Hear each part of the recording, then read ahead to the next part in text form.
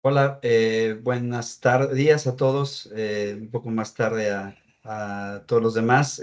Pues antes que nada, muchas gracias por acompañarnos a este segundo webinar que organizamos varias organizaciones que pues nos interesa mucho promover el conocimiento de mercados voluntarios de carbono en América Latina.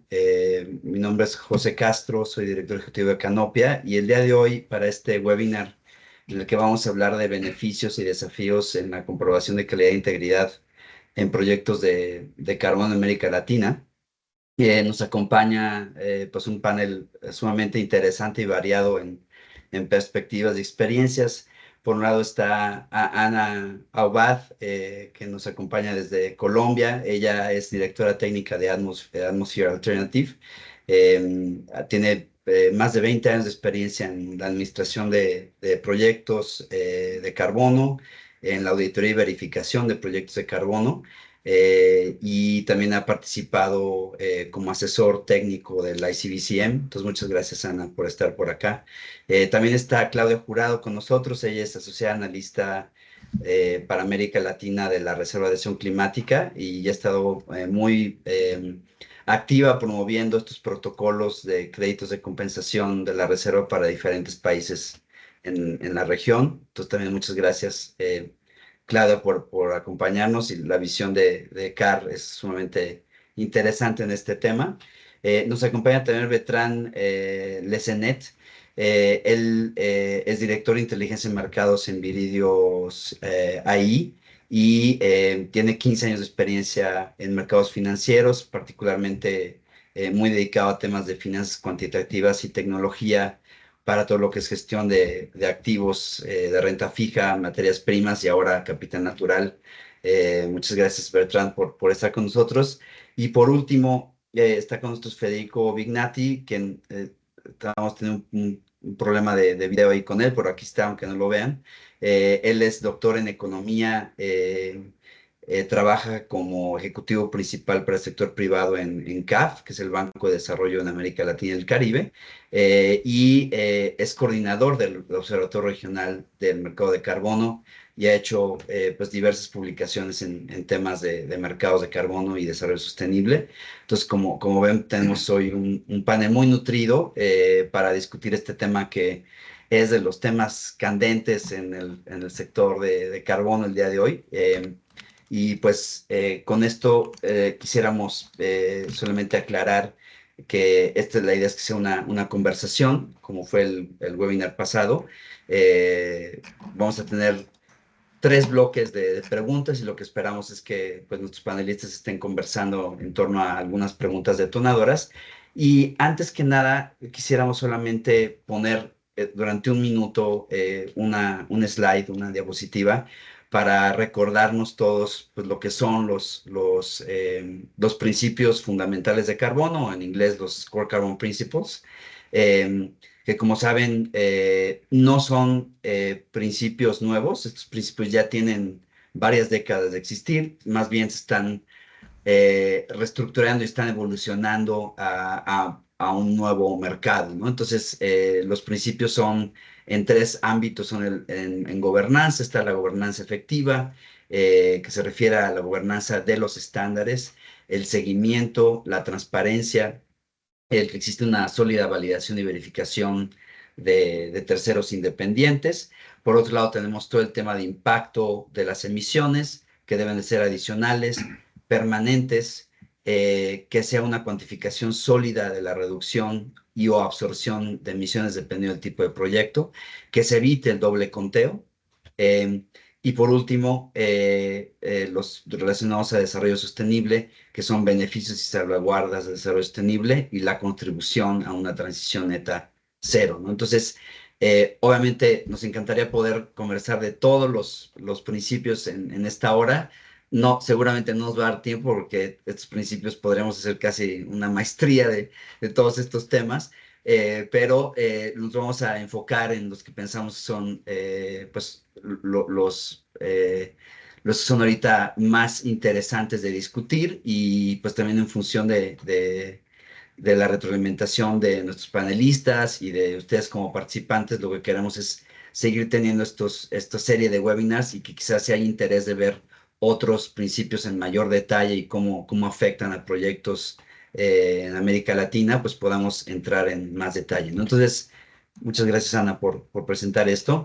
Y lo que quisiera es comenzar el primer bloque de preguntas, eh, preguntando a Federico, bienvenido, ya te vemos, perfecto. Desde tu experiencia en CAF en América Latina, ¿cuál ves que es la situación respecto a la integración de estos principios en los proyectos y cuáles son los principales retos de implementación que has estado viendo en proyectos de América Latina?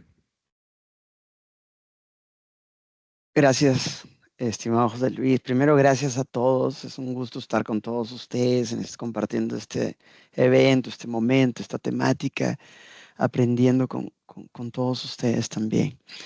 Eh, bueno, yo lo que puedo decir es lo siguiente. Vivimos un momento interesante que la historia del mercado de carbonos no es muy diferente a otras historias de otros mercados donde América Latina tuvo chance de tener un performance interesante y simplemente no sucedió. ¿Ok?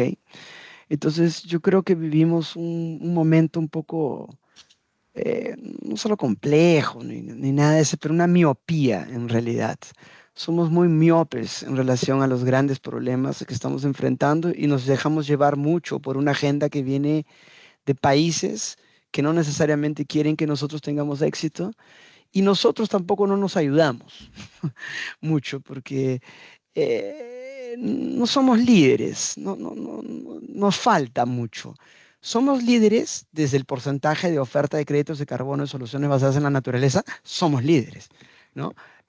Pero no dominamos el mercado ni la demanda. No somos parte de las discusiones donde se deciden cosas importantes.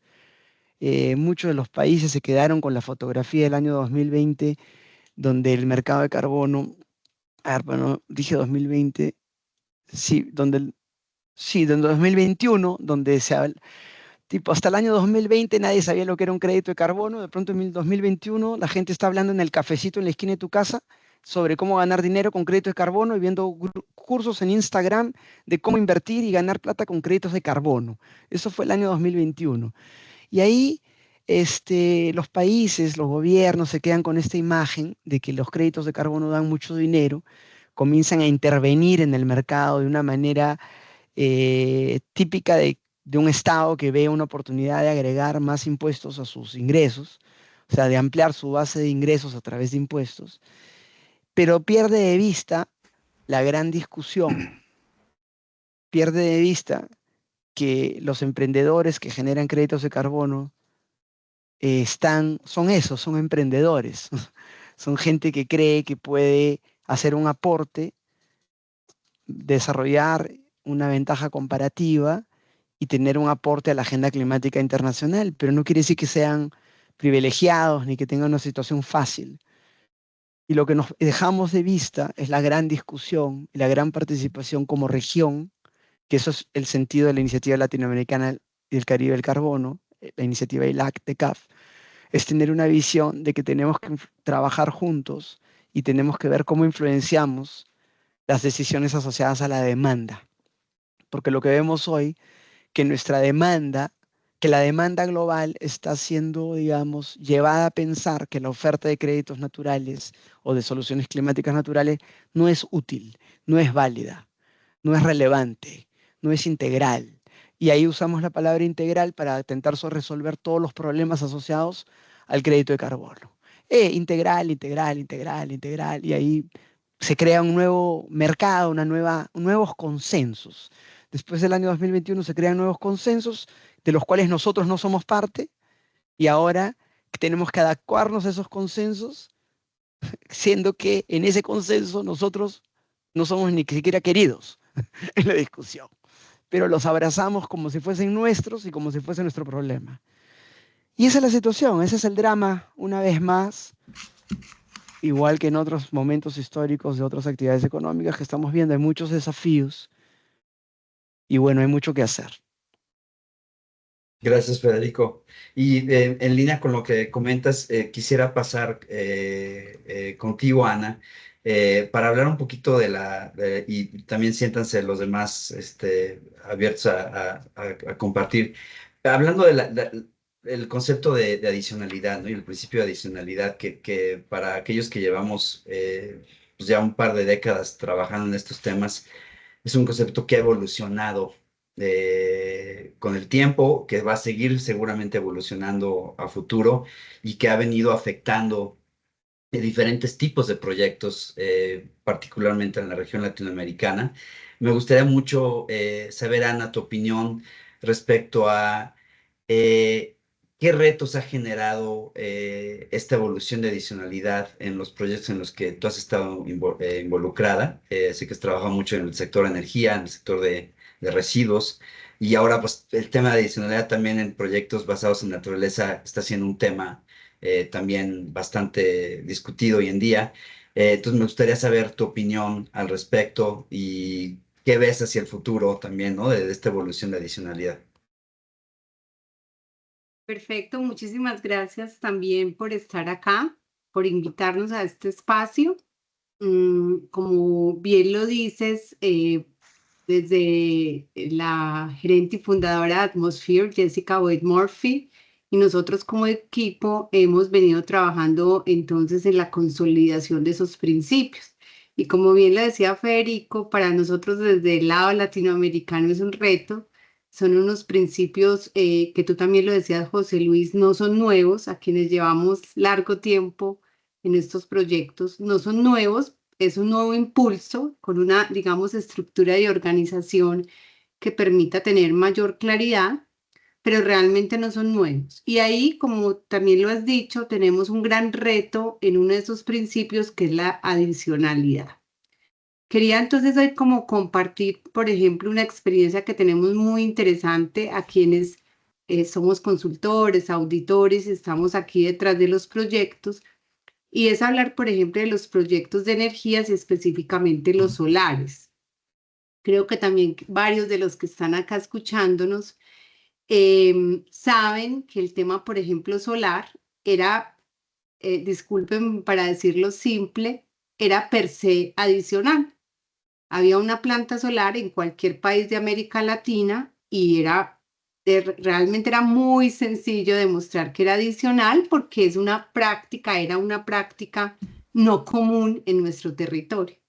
Ahora entonces, por ejemplo, esos solares se nos están convirtiendo en un gran reto, porque ya tanto las matrices energéticas de todos los países tienen ya un componente solar importante, más que es una tecnología conocida, entonces se nos vuelve un reto cómo demostrar que son adicionales, ¿cierto? La adicional entendida como vuelvo e insisto, como ese principio para decir por qué un proyecto merece, en un buen sentido, ser soportado por unos certificados o bonos. Entonces ahí ese es el gran reto que tenemos en esos temas solares, por ejemplo.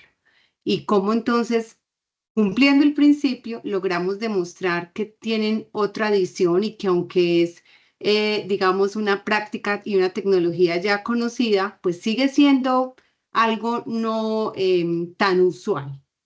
Otro reto que nos ha tenido también muy inquietos es todo el tema forestal, obviamente, y todo el tema de soluciones basadas en la naturaleza, que son adicionales. Muchos de esos, insisto, per se, naturalmente, por así decirlo, son adicionales, pero ya cuando tenemos que cumplir las metodologías de adicionalidad que también han evolucionado, antes todos utilizábamos esa herramienta de adicionalidad de Naciones Unidas, ahora cada estándar tiene su forma de demostrar la adicionalidad, vuelve a ser un reto. Entonces, en conclusión, ¿cierto? Yo diría que pues la adicionalidad, como tú bien dices, nos está obligando a evolucionar, pero también hay veces se nos complica un poco porque pues estos proyectos son buenos, son per se tienen un gran componente adicional, pero al aplicar las herramientas va a seguir siendo complejo demostrar esta adicionalidad. Muchas gracias, Ana. Y pasando un poquito, retomando el tema adicional, pero pasando a otro reto importante, sobre todo en proyectos basados en naturaleza, que es la permanencia. Me gustaría platicar, comentar, Claudia, perdón, preguntarte que nos platicaras un poquito cómo es que CAR ha estado facilitando y construyendo mecanismos que particularmente para proyectos basados en naturaleza, pues financien este tema de asegurar que hay permanencia en los acervos de carbono, tanto en los existentes previos a un proyecto como el acervo que se va ganando con actividades de proyecto, sobre todo ante efectos de emergencia climática, ¿no? Y seguramente bueno, todos hemos escuchado la situación de sequía en Brasil. En México estamos viviendo una de las peores sequías multianuales de nuestra historia y eso está poniendo en riesgo. Sabemos que en Canadá, a finales del año pasado, me parece, hubo varios proyectos de hecho de carbono que fueron afectados por incendios. Entonces, el tema de permanencia, pero también de adicionalidad, o sea, como que están un poquito vinculados de alguna manera porque, pues, hoy no necesariamente se ve tan adicional como proyecto de remoción de carbono el hacer financiamiento climático a través de mecanismos de mercados voluntarios de carbono, el mantener un acervo, pero por otro lado tenemos estos riesgos cada vez más fuertes de huracanes, incendios, que hacen que esa permanencia se tenga que atender con mucho más dinero. Y por otro lado, en esta evolución de la adicionalidad, me pregunto si hacia allá va nuestra región para ver cómo movilizamos financiamiento climático justamente para que sea adicional el mantener un acervo que hoy está cada vez más en riesgo, ¿no? Entonces, me encantaría mucho, Claudia, que nos dijeras cómo en la reserva pues, están atendiendo eso, los mecanismos que han construido para atender esa situación de permanencia. Claro que sí, muchas gracias, José, y bueno, mucho gusto a todo tu auditorio. Ya tengo algunas caras conocidas, Adrián, y bueno, algunos otros participantes que están muy activos en estos temas de mercados de carbono actualmente muy populares. Y bueno, antes me gustaría rápidamente presentar a la reserva para quienes no nos conocen. Bueno, nosotros, la Reserva de Acción Climática, CAR, Climate Action Reserve, somos una ONG cuya misión es desarrollar, promover y apoyar soluciones para el cambio climático basadas principalmente, bueno, en el mercado de carbono. Entonces, de forma general, ¿qué hacemos? Desarrollamos protocolos de proyectos de compensación de carbono en diferentes regiones. Principalmente tenemos mayor presencia en América del Norte y actualmente creciente expansión a América Latina y ya también un protocolo en China, en Asia.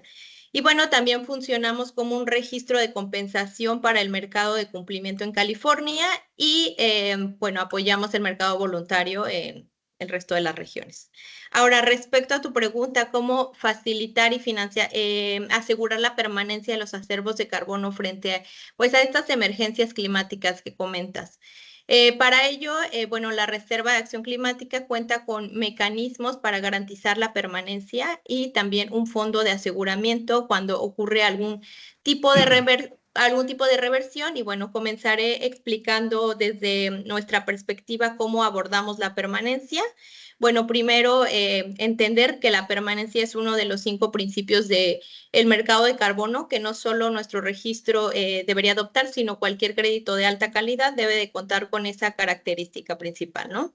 Entonces, para ello, dentro de nuestros protocolos, específicamente hablando de proyectos basados en la naturaleza, los proyectos se deben mantener por un periodo de permanencia de 100 años. Tenemos actualmente otros protocolos en América Latina, en Panamá, en Guatemala, donde puede ser desde 30 a 100 años. ¿Cómo lo hacemos? A través de la creación de un acuerdo de implementación de proyecto, que es un acuerdo contractual entre el dueño forestal y la reserva, donde se establecen este tipo de obligaciones para cumplir con los requisitos del protocolo. Y bueno, el reto es asegurar esta permanencia para los proyectos comunitarios desde una visión a largo plazo. Sabemos que de aquí a 100 años no van a ser las mismas personas que iniciaron el proyecto, entonces desde la reserva entendemos que hay muchos retos dentro para garantizar este tipo de acuerdos. Y bueno, ahora dentro del fondo de aseguramiento o buffer pool, esta es una cuenta administrada por la reserva donde se deposita un porcentaje de CRTs, es decir, créditos de compensación de diferentes de los proyectos forestales, que actúa como un mecanismo de seguro para las reversiones de los proyectos forestales registrados en la reserva. Y bueno, en este sentido, todos los proyectos deben contribuir con un porcentaje de sus créditos para asegurar que se emitan estos CRTs asegurados. Ahora, ¿cómo definimos las reversiones? Para nosotros las reversiones son justo esto que mencionas, ¿no? Estas emergencias climáticas, bueno, estas consecuencias a las emergencias climáticas, sequías, huracanes, que pues sí, dentro de los proyectos ha pasado. Llega el verificador, no hay árboles, ¿por qué? Porque hubo un huracán, ¿no? Entonces, ¿cómo atendemos esto? ¿Cómo abordamos esto dentro de nuestros protocolos? Pues para ello tenemos dos conceptos.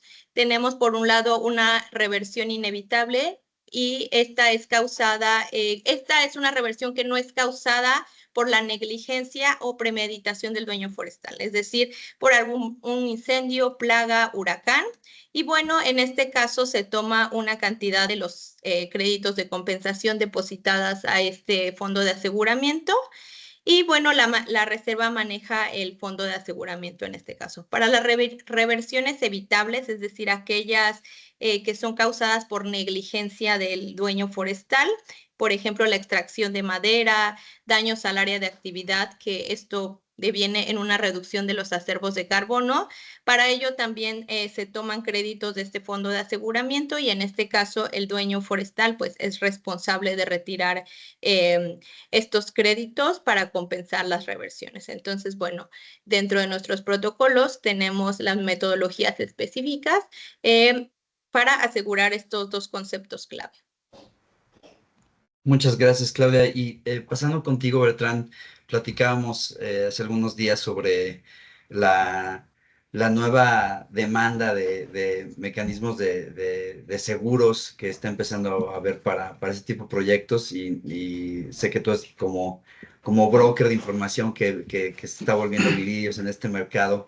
Me encantaría mucho que nos platicaras qué estás viendo, qué tendencias están sucediendo aparte de estos mecanismos que tienen los estándares, ¿qué otras cosas ves que están saliendo para atender estas situaciones? Vale, bueno, muchas gracias José Luis y un placer estar con ustedes para discutir de un tema tan relevante. Algunas cositas, algo que sobre los proyectos basados en la naturaleza, algo que escuchamos mucho es la importancia de la selección ¿sabes? de especies nativas sobre en los proyectos de reforestación. Las especies nativas tienen muchas propiedades como por ejemplo cortezas gruesas o hojas menos inflamables que disminuyen el riesgo de combustión. Y en caso de incendio, a veces estas especies autóctonas también suelen aplicar estrategias de supervivencia, como por ejemplo la capacidad de rebrotar muy rápidamente después de un fuego. Eso es algo que escuchamos mucho. Pero de todas formas, es muy importante elegir cuidadosamente el proyecto, pero nunca no se puede eliminar todos los riesgos. Y entonces lo que tenemos que hacer después es comprobar cómo el proyecto reaccionará si un evento, si un accidente, si un incendio surgiera. Y eso es analizar, ¿sabes? Los planes de manejo de riesgo. Hay muchas cosas que proyectos pueden implementar. Medidas preventivas. por ejemplo, como la creación de cortafuego, que pues son muy importantes para disminuir la velocidad del fuego y entonces de proteger la zona del proyecto, pero también sirve a proteger las poblaciones cercanas que viven cercanas del proyecto. Y en los últimos años, algo que vemos un desarrollo muy rápido también es la implementación de sistemas de monitoreo muy avanzado. Usamos drones, satélites ahora para detectar y responder rápidamente a este tipo de desastre. Y para seguir con tu pregunta, también para terminar es importante destacar una tendencia nueva. Trabajamos mucho con seguro de carbono, que es como el nuevo actor en la cadena de valor del mercado de carbono. Y eso son empresas que son seguros especializados en el carbono o seguros más generales, diría, pues ofrecen pólizas de seguros para que cubren muchos riesgos, pero entre ellos normalmente cubren los riesgos climáticos pues como incendios y huracanes. Y pues por nuestro lado pensamos que eso va a traer nueva empresa en este mercado para asegurarles. Porque hay muchas empresas que ahora están asustadas con el riesgo de desarrollar un proyecto desde punto cero. Entonces, eso va a crear como una confianza en el desarrollo de proyectos nuevos. Gracias, Bertrand. Sí, sin duda, muy importante tanto tener un buen sistema de gestión de proyectos que si uno decide ir a buscar un seguro, seguramente eso tendrá impacto en la prima que se paga, ¿no? Entonces, el seguro no sustituye la buena práctica. Muchas gracias. No, ambos van juntos. Sí. Sí, no, muy interesante lo que comentas. Y pasando, en el público hay mucha gente que está, como decías, Federico, del lado de la demanda, ¿no? Que América Latina se caracteriza sobre todo por la oferta de proyectos de carbono, tanto en proyectos basados en naturaleza como en renovables, de hecho. Uno puede entender ante todos estos cambios y mejoras que está teniendo el mercado, cómo un comprador puede decir, híjole, no estoy entendiendo ni la mitad de los principios y yo mejor me quiero esperar a ver qué pasa porque veo riesgos que no sé ni cómo gestionar y evaluar, ¿no? Entonces, quisiera pasar al siguiente bloque, regresando contigo, Federico, para que nos pudieras puntualmente identificar cuáles, desde tu perspectiva, son los beneficios más significativos para las empresas que buscan compensar sus emisiones, empresas que operan en América Latina, de comprar créditos de proyectos que están cumpliendo con estos estándares de calidad e integridad. No sé si tengas alguna opinión al respecto.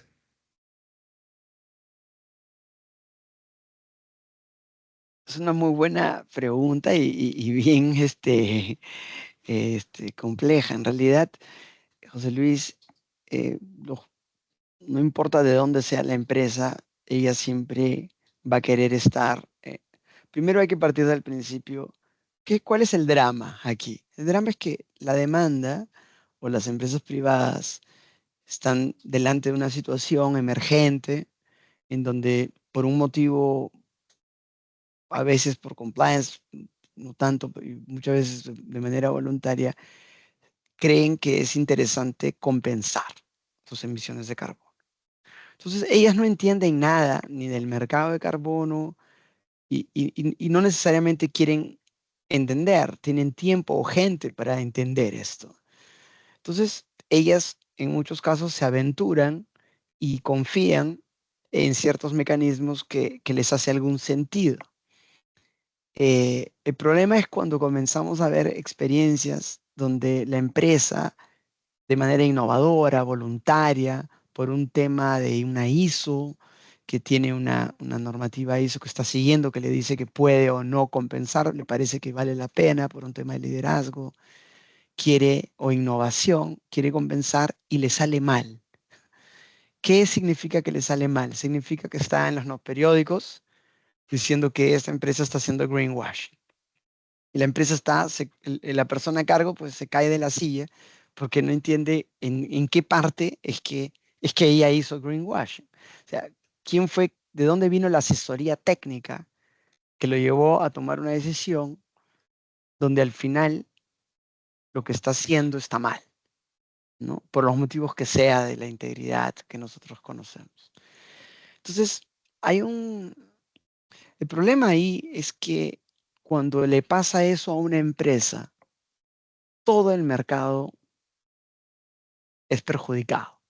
Si esa oferta es una solución basada en la naturaleza de un proyecto RED de Brasil, por ejemplo, acabaron de detener una operación en el Día del Clima, el Día del Ambiente, el 5 de junio, han detenido, metido presos, han detenido más de 50 personas en un esquema increíblemente asustador y para nosotros interesante pensar. Ha habido una prisión en grande cantidad de gente asociada a un proyecto de créditos de carbono. O sea, eso es un tiro en el pie, pues, para toda la oferta de América Latina como un todo. No solo para Brasil, para todos, porque el empresario o la persona solamente se queda, pues, insegura en relación a siquiera pensar en eso. En compensación, hay otras tipologías de créditos que vienen, que son menos, que señalizan menos posibles riesgos, tal vez no tan bonitos por concepto, pero que se ven menos expuestos al riesgo, ¿no? Y, y, y, la, y ahí qué pasa, ¿no? Así como vimos, y es una cosa muy interesante, si vemos los gráficos de la demanda y la oferta internacional de créditos de carbono en el año 2000, 2001, 2002, 2003, 2004, 2005, lo que nosotros vemos es una curva donde el market share de las tecnologías era el 90% y el market share de las soluciones basadas en la naturaleza no era ni 10%. Por ahí hay otros que no saben lo que sería, pero no era nature-based, ¿ok? Y lo que hemos visto es un entusiasmo natural de quien pasó por un COVID, natural de quien ve, pues, de que existe una única salud, no existe la salud de la persona, la salud de los animales y la salud del planeta, existe una única salud. Estamos todos en un único mismo lugar, donde vemos, pues, que las soluciones basadas en la naturaleza subieron y fueron así ganando mercado, ganando el corazón y la mente de los compradores. Pero ahí llegamos al año 2021 y hay una implosión. Es como que llegamos a un edificio, ponemos unas cuantas bombas y detonamos el edificio de dentro hacia afuera, donde tenemos críticas que vienen de dentro y críticas de la opinión pública, y muy siempre martillando, siempre a la tal impermanencia, que era muy bien Claudia nos muestra mecanismos y Bertrand también, de que esa impermanencia es manejable también. ¿Ah? Entonces, hay una situación muy compleja que no pasa solamente por una empresa que compra más. Eso fue en un momento. Ahora hay un sistema sofisticado, cada vez más sofisticado, que está dejando a la oferta de América Latina en una situación debilitada de varios puntos de vista. No somos víctimas, no tenemos que ponernos como víctimas, pero sí hay que entender que hay un proceso articulado donde nosotros no estamos participando de la articulación, donde voces como la que Claudia acabó de testimoniar, por ejemplo, de los mecanismos de mitigación de riesgos asociados a otros que Bertrand, y Ana Isabel también hablando de la adicionalidad muestra. Entonces hay un trabajo muy grande, muy arduo, que va más allá del cumplimiento. De decir, no, De estamos acuerdo. cumpliendo. Sí, aquí está, mira mi checklist. No, hay un trabajo mucho más sofisticado, mucho más importante. Porque ¿sabe lo que puede pasar? Cuando terminemos de cumplir, ya no hay más reserva de mercado para nosotros. Y nos quedamos así como pasamos así lo pasó el mercado en general. Entre el año 2008 y el año 2020, no fue para ningún lado, fue para el lado. Fue horizontal. El mercado se fue, no fue ni para arriba ni para abajo, se quedó en la horizontal. Nadie trabaja y invierte lo que está invirtiendo para quedarse en la horizontal. Además, la horizontal es muy baja y no permitiría financiar pues, estos temas tan importantes como tú bien señalizaste al principio, de que más que nunca, ¿no? O sea, es un drama, ¿no? Que más que nunca necesitamos financiamiento para la conservación y la restauración y las soluciones basadas en la naturaleza, y más que nunca nos ponen en el spotlight de que nuestras soluciones no pueden ser parte de este mecanismo, de una manera o de otra es lo que se dice. Lo que nos Sí, de salva son los acuerdo. mercados nacionales. Se crean mercados domésticos que tienen una demanda propia que al final pueden absorber todos los créditos nacionales. Tal vez no haya una oferta mucho mayor, puede ir para afuera, pero es una opción, que creo que Brasil está yendo en esa dirección. México tal vez, Chile tal Sí, vez, vamos hacia allá Colombia, también. Colombia Sí. ya fue, pero ahora se tiró para atrás Sí, no, con el y cambio de la quisiera ley. rescatar un par de temas para dar la palabra a Ana y a Bertrán. Ana, en el tema de estos retos de cómo asegurar adicionalidad y permanencia en proyectos de carbono, en tu experiencia, ¿dónde está el trabajo fino que si pudieras sintetizar, digamos, porque hay mucho trabajo que se hace para estos proyectos, como para también dar tranquilidad a los compradores, ¿no? Que no crean que todo esto que decías de gente que se va a las cárceles, esto pasó en el MDL hace 20 años. Lo vimos pasar, empresas que hicieron fraude. Entonces, yo diría, no hay nada de qué asustarnos para aquellos que ya lo vivimos. Para los que apenas están entrando, y sobre todo compradores nuevos, pues es algo que dicen, oye, ¿qué es esto? Entonces, Ana, desde tu perspectiva, ¿qué tranquilidad le darías a la potencial demanda de créditos para que vea que esto pues, no estamos como hace 25 años, ¿no? De acuerdo, entonces pondré, como tú bien dices, aquí un aporte desde el aspecto más positivo y de hecho con evidencias. Yo siempre defiendo en el buen sentido, y por ejemplo, los proyectos de aprovechamiento de biogás, de rellenos sanitarios. Bueno, también soy fans y pues por un conocimiento previo. Creo que ellos, por ejemplo, son muy buenos ejemplos de esa permanencia y esa adicionalidad. Claudia ahora bien lo explicó, cumplir un estándar y cumplir unas reglas de juego es el camino, es lo primero que cualquier desarrollador o cualquier agente en el mercado lo debemos hacer. Cada estándar rigurosamente tiene unos documentos, unas guías que debemos cumplir. Esa es la parte más fácil, como decía Federico. Pero creo que los proyectos de rellenos en nuestra realidad de América Latina son muy buenos ejemplos. Hemos logrado entonces con estos proyectos demostrar que son adicionales, siguen siendo todos estos aprovechamientos de biogás a través de motores o de uso directo, siguen siendo un ejemplo y una necesidad. Y también son proyectos que son permanentes en el sentido de que la tecnología nos permite repotencializar o hacer unas actualizaciones y podernos ir en el tiempo con estos proyectos. Claudia también creo que ahora lo explicó muy bien. proyectos red, por ejemplo, que también tienen sus retos, sus desafíos, que ya lo dijimos, pero también son proyectos donde uno ve esa adicionalidad, ¿cierto? Esa adicionalidad es real, es realmente los proyectos red son muy interesantes, con un reto en permanencia, ¿cierto? De que realmente esos ingresos por estos venta de bonos sean utilizados para lograr también esa permanencia, y creo que también un reto adicional que tenemos de cómo involucrar a los gobiernos en estos proyectos de gran magnitud y gran importancia, pero son proyectos realmente adicionales.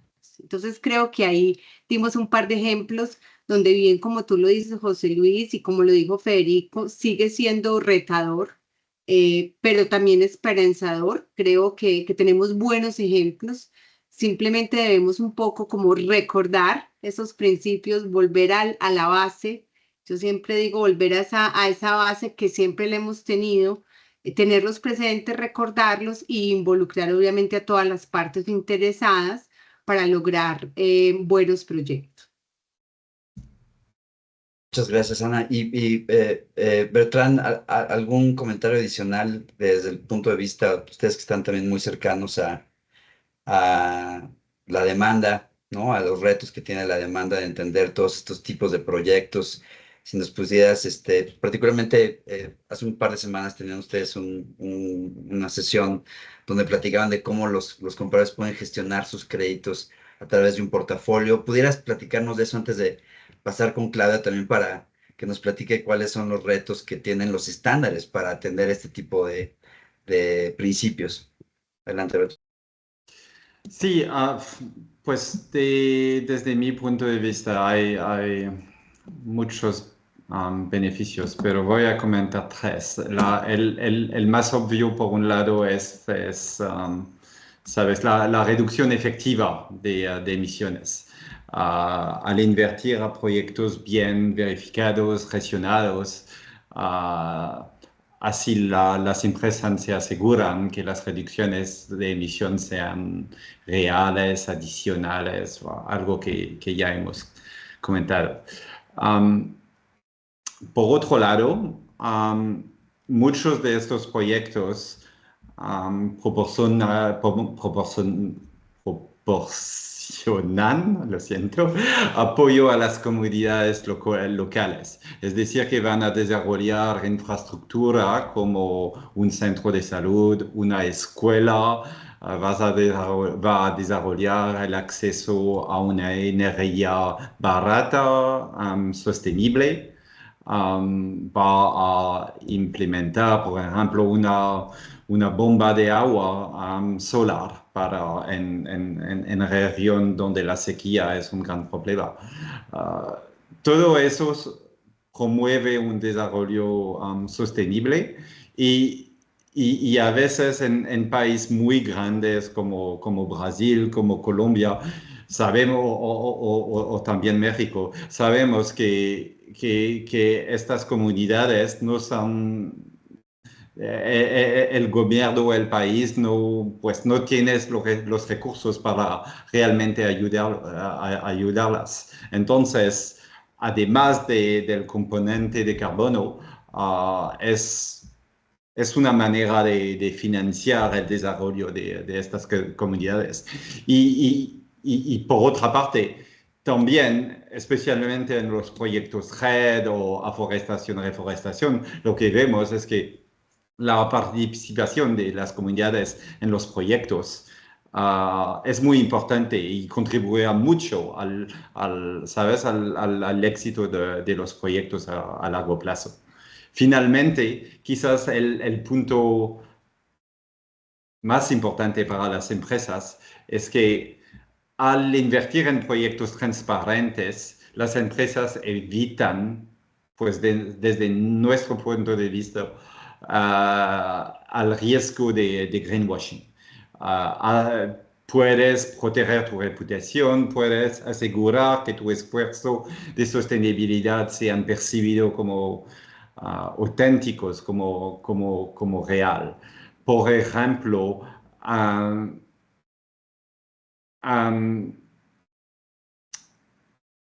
en nuestra plataforma puedes ver los retiros de todas las empresas en el mundo.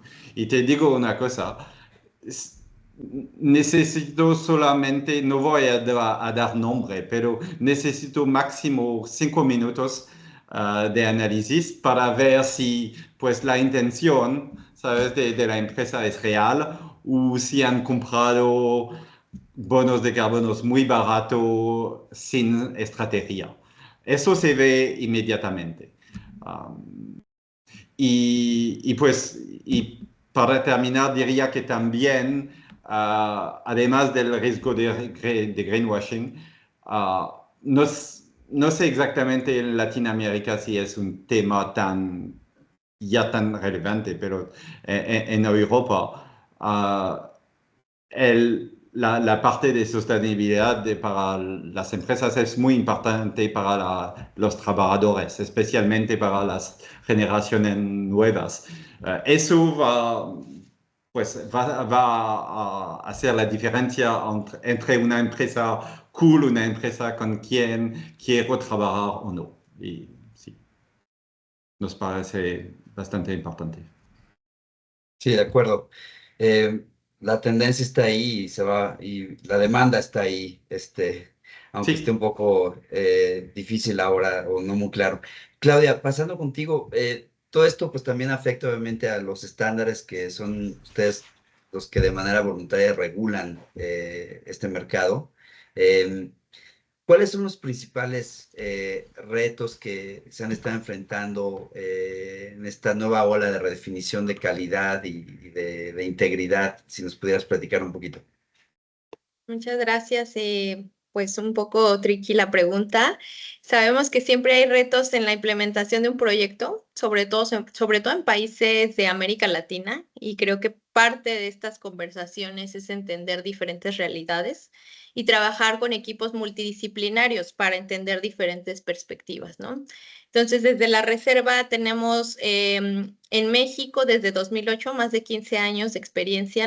La Reserva tiene raíces en California, en una realidad un poco diferente sociopolíticamente a México, donde se han encontrado diferentes retos para la implementación de proyectos, desde diferentes tipos de reversiones, como lo que comentas, esta emergencia climática, incendios, sequías, extracción de madera que, bueno, ponen en riesgo al proyecto, riesgos políticos, temas de corrupción, de no que, por ejemplo, el tema de los ejidos, ¿no? En el caso del RAN, por un tema de corrupción no se quiere registrar algún tipo de acta, temas de narcotráfico. Desde nuestro lado, pues, y desde el lado del mercado hay mucho interés en hacer público, en que haya transparencia, pero los ejidos de cierta forma están un poco cerrados porque viven otra realidad, ¿no? Otra realidad que nosotros tal vez no vemos desde el escritorio, que se enfrentan a un tema político de narcotráfico donde dar a conocer al mundo todos los beneficios, no solo sociales, sino financieros que están generando este proyecto, pues pone en riesgo su proyecto.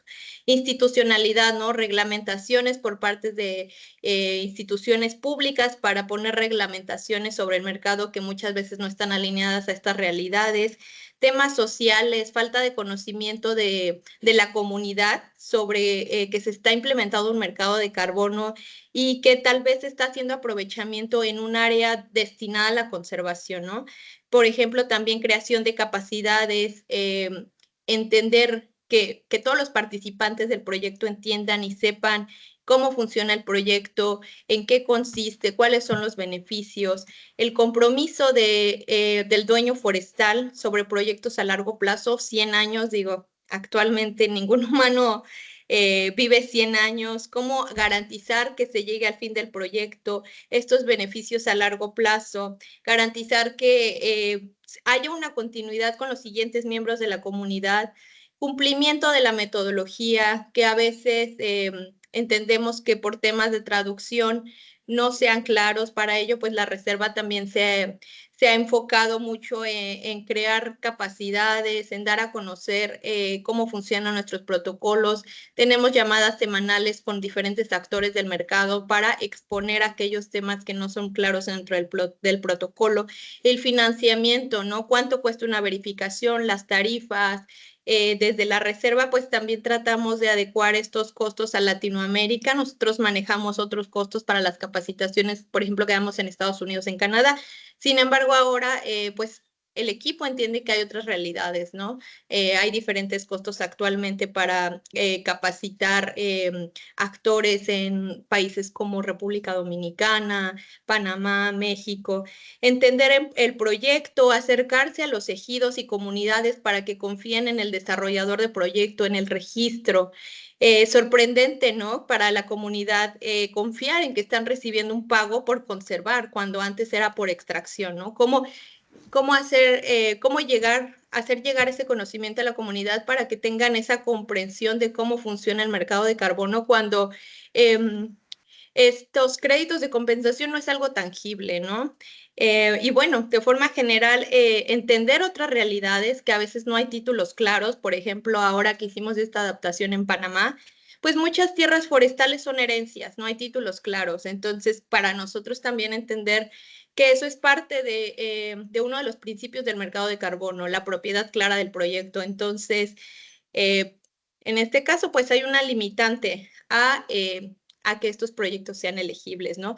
Contratos justos entre dueño forestal y desarrollador de proyecto, que no haya un abuso ante pues los dueños forestales. Desde la reserva siempre revisamos los contratos para pues tratar de que sean lo más justos posibles. Nosotros no podemos decir, digamos, al desarrollador del proyecto y dueño forestal, no, tu contrato está siendo injusto, pero sí podemos identificar ciertas cláusulas y tener alguna llamada para pues entender cómo se está trabajando. Entonces, bueno, desde la reserva pues hemos adoptado un rol para garantizar esta integridad y alinearlo a nuevas iniciativas y nuevas realidades, donde haya pues un tema de transparencia, integridad, métodos conservadores y robustos de cuantificación. Y bueno, para que pues también confiar en que todos estamos jugando con las mismas reglas y que se está beneficiando pues a todos los actores del mercado, ¿no? Que bueno, al final la sostenibilidad es esta integración, ¿no? De la sociedad, del medio ambiente y pues también la parte económica.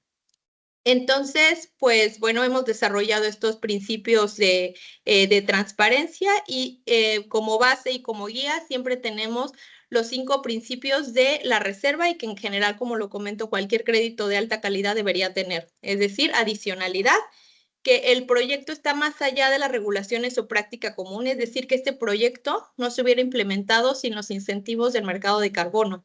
Verificables, muy importante, es decir, que cada proyecto debe ser verificado por un tercero independiente, un auditor, los ojos de la reserva, para asegurar que se está cumpliendo con los lineamientos y que no haya un tema también, bueno, también tenemos mecanismos para garantizar que no haya algún tipo de conflicto de interés, que no haya algún tipo de acuerdo de corrupción entre el desarrollador del proyecto y verificador. Entonces también siempre tenemos ojos en ese punto. Reales, que los proyectos realmente ocurrieron, ¿no? Que no son proyectos fantasma, que para minimizar la incertidumbre en la cuantificación, permanentes, que va a ser un impacto permanente, que no va a regresar esas toneladas capturadas a la atmósfera. Propiedad clara, los proyectos incluyen lineamientos para definir quién tiene el derecho de carbono, sobre todo en proyectos de carbono con tantos actores participando, inversionistas, desarrolladores de proyectos, tantas personas participando. Para la reserva siempre es importante tener este tipo de principios claros. Entonces, bueno, lo hacemos de esta forma y todos nuestros protocolos incluyen diferentes secciones donde abordamos cada una de ellas, y si en algún momento identificamos que hay algún tema que no habíamos considerado previo, hacemos una actualización, una errata y clarificación para añadir nuevos temas a nuestros protocolos y adoptarlos siempre a la realidad y a las leyes locales del país donde estamos implementando proyectos. Muchas gracias, Clara, súper interesante y es un gran esfuerzo lo que se está haciendo en CARA en la región latinoamericana para adecuar estos principios a las realidades de cada país. Estamos ya en la recta final ya nos va a dar tiempo de ver el siguiente bloque, probablemente tengamos que proponer un webinar adicional, pero hay una pregunta que justo va en línea con lo que yo quería que muy rápido, así en 30 segundos, pudiéramos hacer una ronda, y es cómo generar mayor atracción de empresas al mercado voluntario de carbono, ¿no? A pesar de, de las malas experiencias que ha habido de gente que llega al mercado a tratar de especular o a tratar de aprovecharse, ¿no? Y que acaban en la cárcel, algunos otros no. Lo que quisiéramos dejar de este panel a todos los participantes que están aquí con nosotros es que, como pueden ver, hay un trabajo titánico detrás de este mercado. No es algo nuevo, es algo que se viene construyendo desde hace al menos 2 décadas y que cada quien, pues trajimos este panel tan diverso, cada quien desde su trinchera, como decimos de aquí en México, está haciendo lo propio para asegurarse que todos estos proyectos tienen calidad e integridad, ¿no? Y entonces, la invitación es a las empresas que están pensando en entrar a compensar lo que no pueden mitigar internamente, es entrar a los mercados más que un riesgo, es un beneficio de empezar a posicionarse en algo que no va a haber vuelta de hojas, hay que mitigar emisiones. El mercado voluntario va a ser, voluntario o los mercados regulados van a ser solamente un pedacito de la solución. O sea, creo que nadie aquí en el panel vemos a los mercados como todo el mundo compremos y vendamos derechos o compensaciones, pero sin duda se hacen más haciendo algo que simplemente decir, no quiero salir. Lo que no salen en los periódicos es lo que no hacen nada, ¿no? Y siguen emitiendo y emitiendo y deciden que pues, ni a mitigar ni a compensar hasta que no les queda de otra. Entonces, creo que eso es lo interesante de este panel y de los que vamos a seguir teniendo. Y no sé si así en 30 segundos cada quien, algún mensaje que nos quieran dejar. No sé quién quiere empezar. ¿Quién se anima?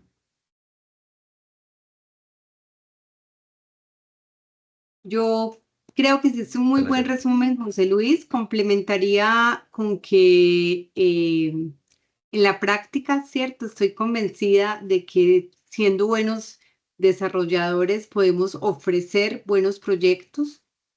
Hay muy buenos ejemplos, entonces invito a que miremos esos ejemplos y que sigamos en línea con estos principios, obviamente que hemos conversado desde el inicio de integridad.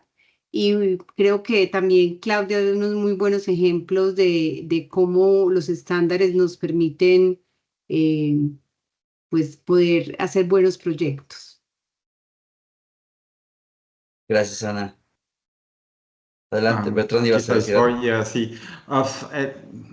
Sí, quizás solamente para decir que para, sabes, las empresas que ya no están en el mercado, que una cosa que se puede hacer es aprovechar plataformas como la plataforma de Viridios AI para, como lo comenté, para emular estrategias de bonos de carbonos, mirar lo que otras empresas están haciendo y, por supuesto esas empresas más grandes saben, usan mejor prácticas y eso es, pues, es algo que las empresas pueden hacer para empezar con el mercado, construyendo su conocimiento sobre todo. Gracias, Bertrand. ¿Algún punto así muy rápido, Federico o Claudia? Sí, claro que sí, muchas gracias. Bueno, pues yo creo que con esta conversación nos dimos cuenta que aún hay muchos retos en un mercado relativamente nuevo, sobre todo en América Latina. Y bueno, yo los invito a todos aquellas empresas que quieren compensar a que adquieran créditos de alta calidad, ¿no? que cumplan con estos principios, que actualmente hay muchas metodologías que están respondiendo a estas iniciativas, a estas preocupaciones, a estos retos, y que se acerquen a nosotros, que se acerquen a los registros. Nosotros tenemos capacitaciones, tenemos llamadas también individuales, llamadas semanales con actores clave. Actualmente el equipo, de hecho, está desarrollando una capacitación en campo. Entonces, recursos hay, que siempre tenemos un canal abierto para darles seguimiento y acompañamiento de principio a fin y garantizar que pues su proyecto lo entiende completamente todos los participantes del mercado y que está no solo reduciendo emisiones, sino también generando impactos positivos al ambiente y a la sociedad. Gracias, Claudia. Federico, ¿algo que añadir muy rápido en unos segunditos?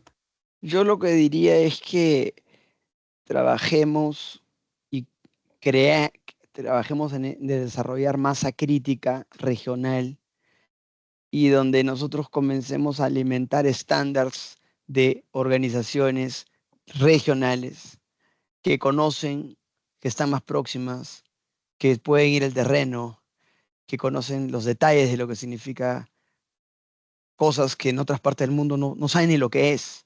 Este no es solamente un tema académico o de papeles.